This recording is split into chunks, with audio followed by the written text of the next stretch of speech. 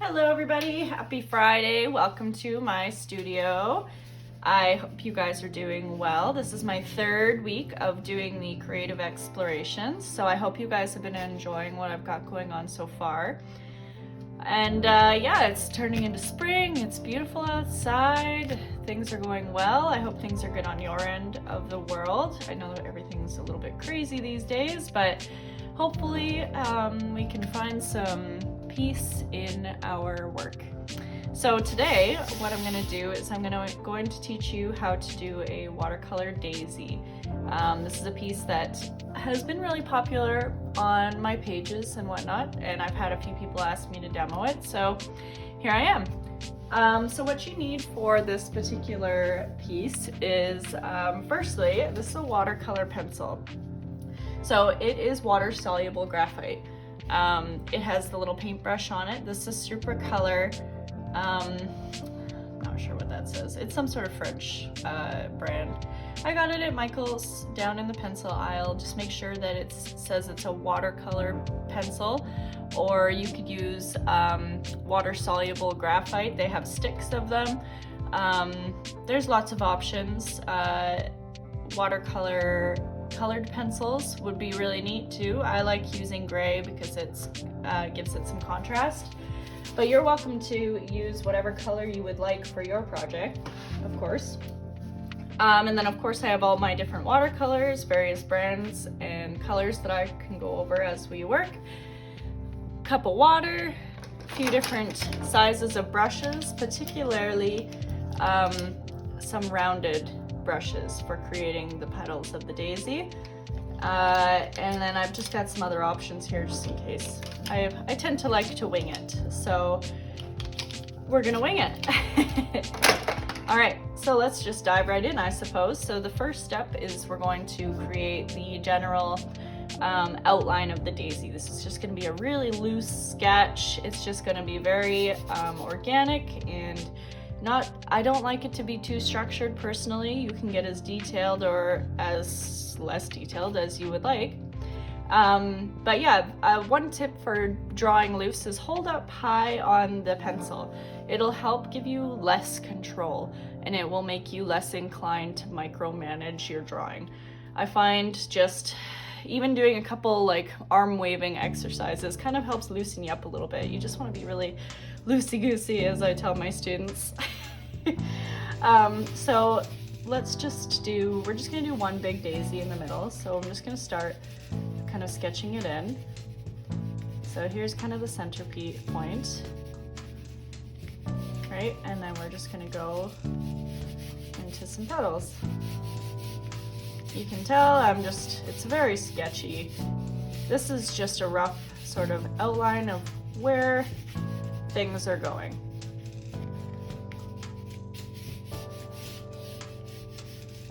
And we'll do a little petal over here. Pretty. And again, super loose, maybe a couple lines in there. Beautiful. Good enough. That's all I'm gonna do with the pencil. Like I said, very basic, very sketchy. Get a sketchbook. If you're not comfortable with sketching loose, just get a nice cheap little sketchbook from the dollar store or something and just practice like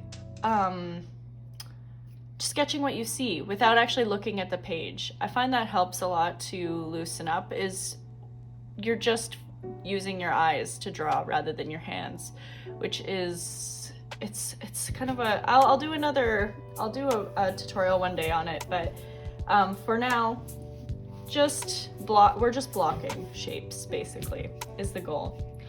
So let's think about a daisy. Daisies tend to be white and they tend to have kind of golden yellow centers.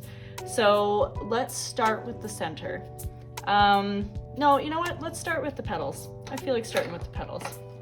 So I'm gonna take my big brush. This is just some Michael's brand, off-brand brush. I don't like to get too fancy. And we're gonna use Neutral Tint by Daniel Smith, which is just over here. Very, very, very diluted. I'm going to move this over so you can see me mixing. Let's just move these guys somewhere else. All right, so very, very diluted. It's like barely there. And we're just going to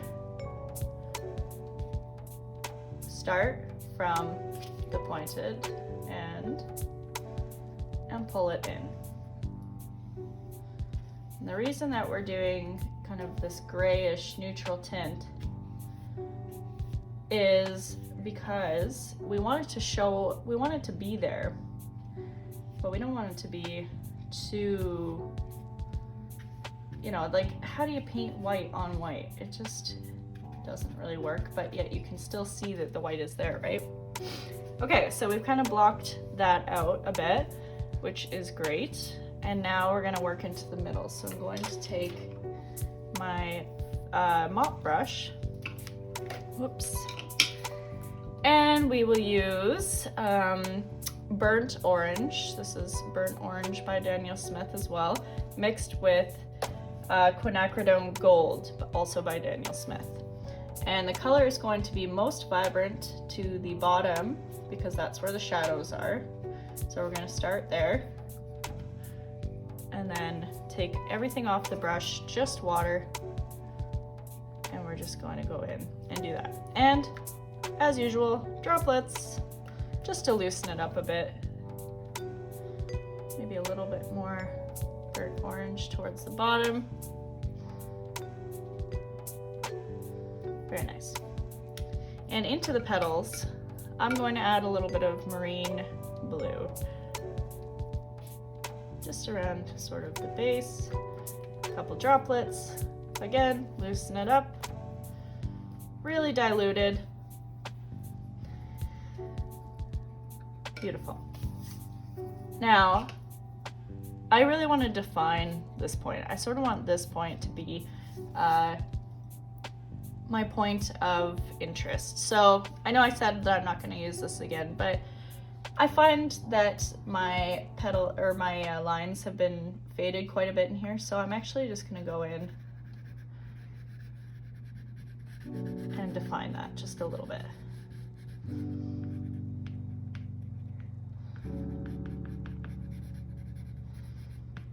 Just a little bit more.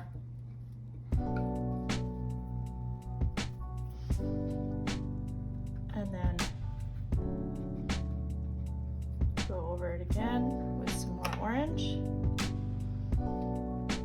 Just kind of give it some depth in there. Whoops, that was rose, don't want that on there.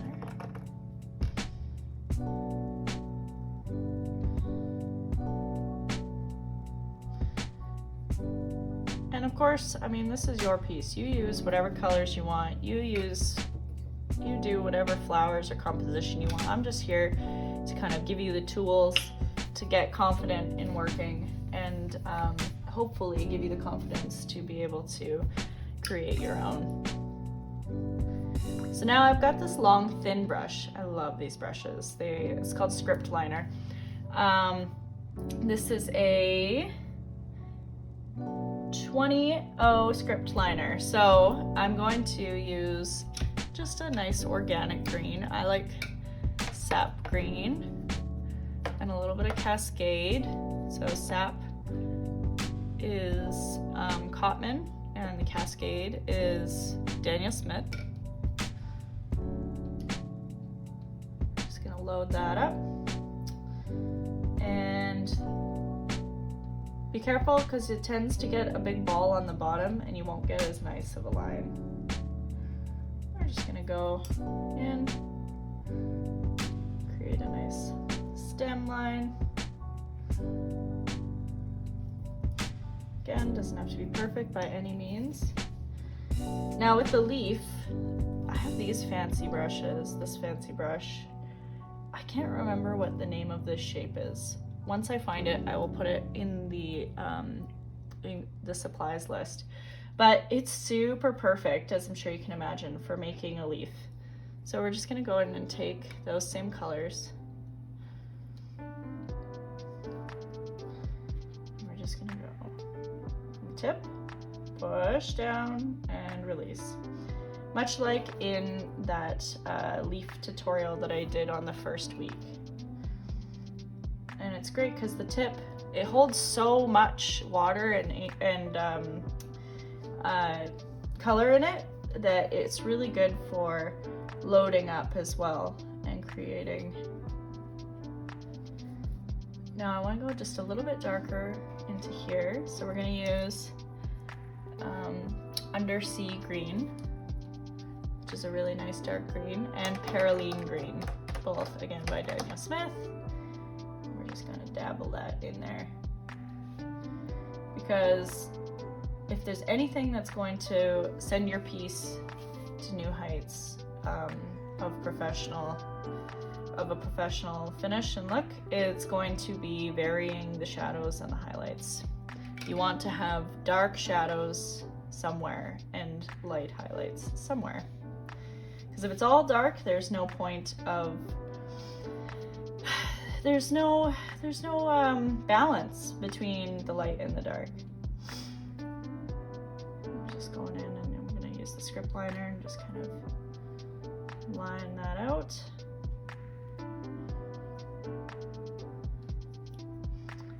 Very nice, pretty, I love it.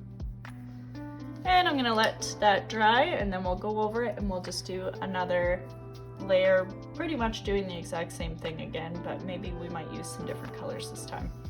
So I will see you in a few minutes once this dries. All right, and I'm back. So this is all nice and dry now.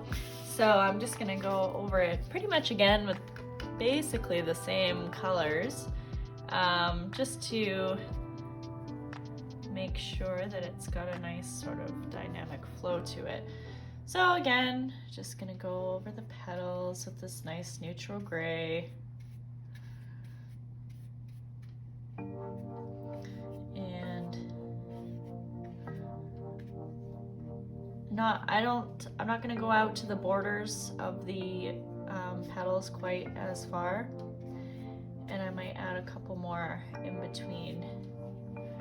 Just kind of adds that dynamic feeling.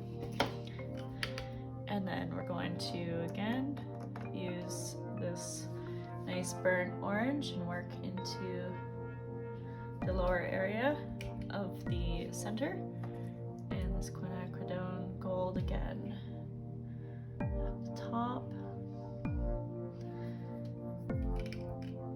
And I'm going to just connect these a little bit.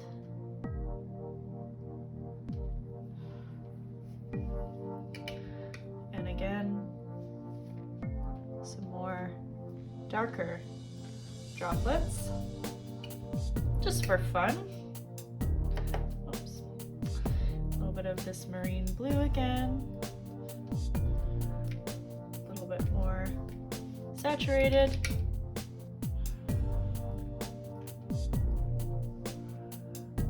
So pretty.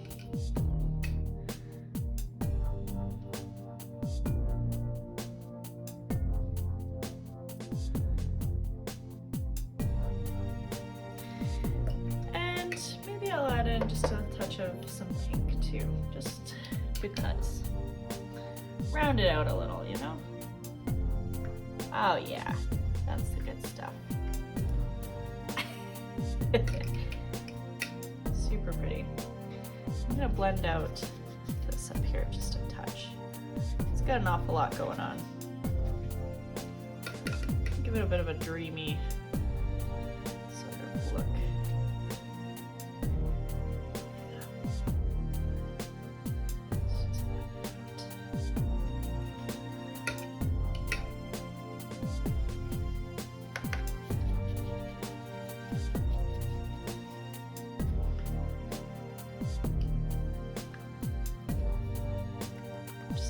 Some sprinklings of water. This will just along the outskirts of where I've blocked out, just to make it look not quite so intentional. Okay, it's pretty. Now I'm just gonna get in here a little bit darker even. Really saturated. So pretty. Love it. And then I'm script liner. That's all.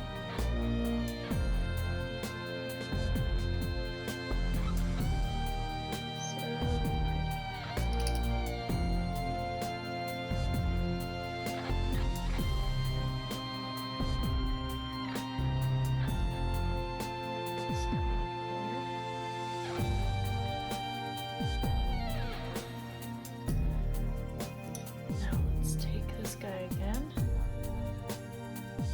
That's no liner.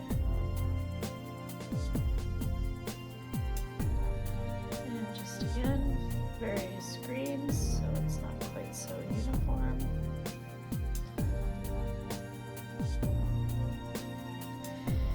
And this is when you want to really saturate it a bit. So, because this is going to be the final layer, at least for this piece.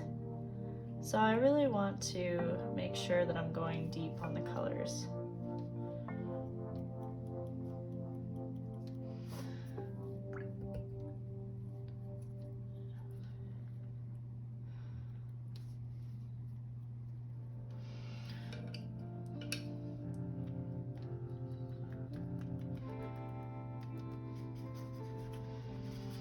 And I do really like to create a bit of a dreamy outer vignette sort of style. I think it really finishes a piece off nicely, especially once you've got a nice matting over it. I think it can look super pretty. That's a bit much there. It's just, yeah, you know what? I like it. I like it.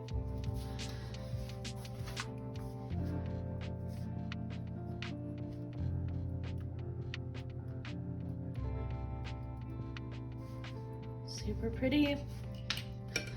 The only thing I might do is I might take my pencil again and just kind of, a bit much, go back into these bits here because it's starting to look a bit muddied.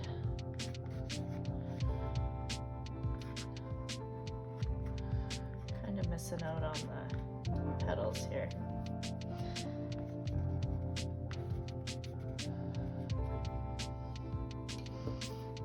Yeah, I think that looks nice. I quite like it. This part. The nice thing with working with watercolor is that you can kind of scrub it out a bit if you're having troubles with any parts.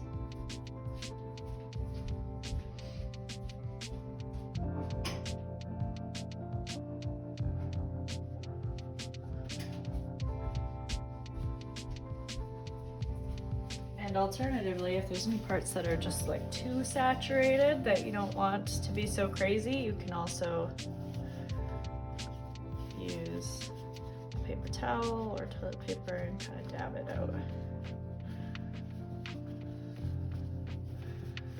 Sometimes the colors get a little bit much.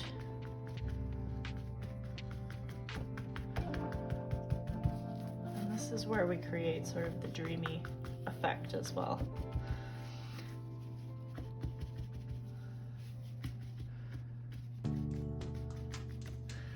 Because we want this to be the center point. We don't want droplets to be the exciting part. This is where the action is. So this is where we want to draw the focus to.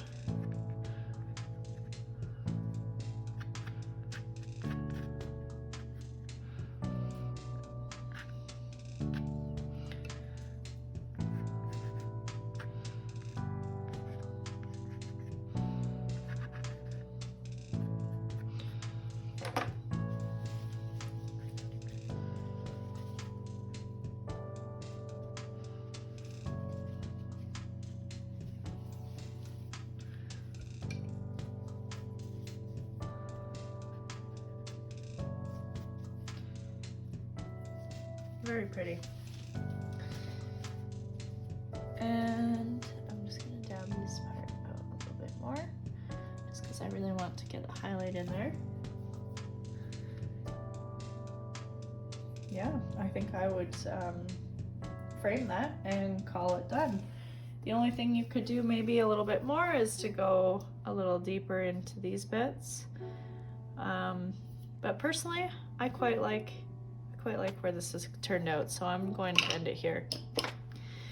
I'll let it dry, and then I'll give you a nice close-up of the whole piece and you can see how it dries.